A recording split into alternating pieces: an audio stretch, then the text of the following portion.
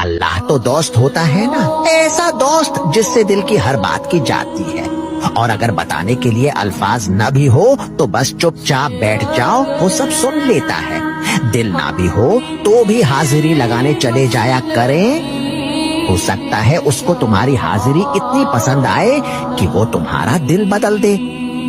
ہو سکتا ہے وہ نمازوں کے پابندی دیکھ کر کن کی مہر لگا دے۔ اس کو تو تمہارا آنا ہی پسند ہے، اس کو تو چل کر آنا ہی پسند ہے۔ کیسے کہہ سکتے ہو کہ وہ دعائیں قبول نہیں کرے گا؟ وہی تو ہوتا ہے جب کچھ نہیں ہوتا۔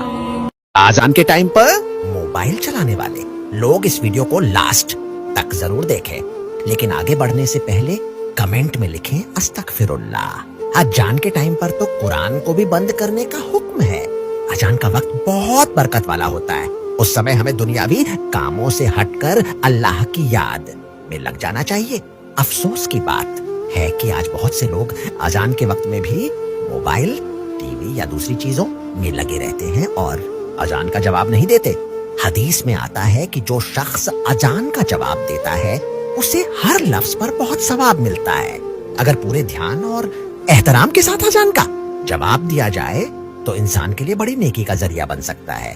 ہم فالتو اور منورنجن والی ویڈیو تو جلدی شیئر کر دیتے ہیں، لیکن دین کی باتوں کو پھیلانے میں اکثر پیچھے رہ جاتے ہیں۔